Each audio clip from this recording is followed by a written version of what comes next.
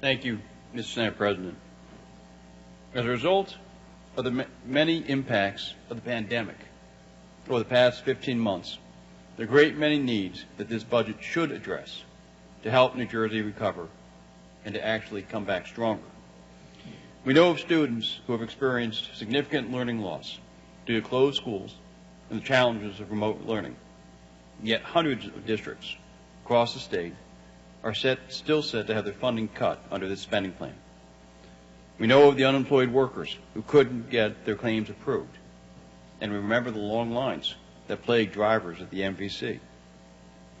And still, this budget includes very little in the funding that is needed to fix the old systems that are the root of many of these problems. We know that our nonprofits have gone above and beyond to support communities in need, and those organizations are now struggling under the strain. Yet this budget does not allow for a charitable deduction to bolster their efforts. We know that more than 1/3 of our small businesses closed forever during this pandemic, and many more are struggling to recover. And it's not clear if they will survive. So it's unbelievable that this legislature and Governor Murphy would turn their backs on our small businesses at the worst possible time. The payroll tax increase that we can prevent is set to hit employers just 1 week from today, but this budget does nothing about it. That is absolutely unconscionable. For the record, it did not have to be this way. Republicans offered a comprehensive plan to address these important issues and many, many others. We made our plan public weeks ago, and we urged our colleagues to work with us to address these challenges together. We called for public discussions and public hearings and an opportunity for the public to weigh in. Unfortunately, that never happened. This budget was decided in private by Governor Murphy and a handful of others. Republicans and even many Democrats didn't have a say. The public didn't have a say either.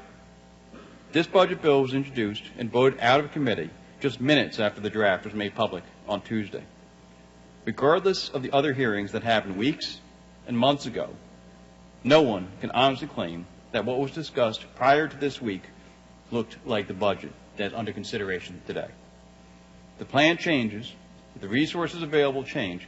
Everyone deserves a real opportunity to review and to comment. That goes for both legislators and the public. As we witnessed this week, that was never allowed to happen.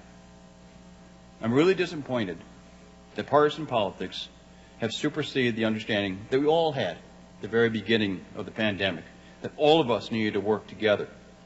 It wasn't very long ago that we understood that we were facing one of the greatest challenges of our lifetimes together, and that being a Republican or a Democrat was less important than our responsibility to serve each and every New Jerseyan. Sadly, that appears to be a distant memory, but it shouldn't be. Every New Jerseyan deserves to have these important problems addressed. Every New Jerseyan deserves to have an open and transparent government. We must do better as a legislature. We must do better than this budget. Thank you, Mr. Senate President.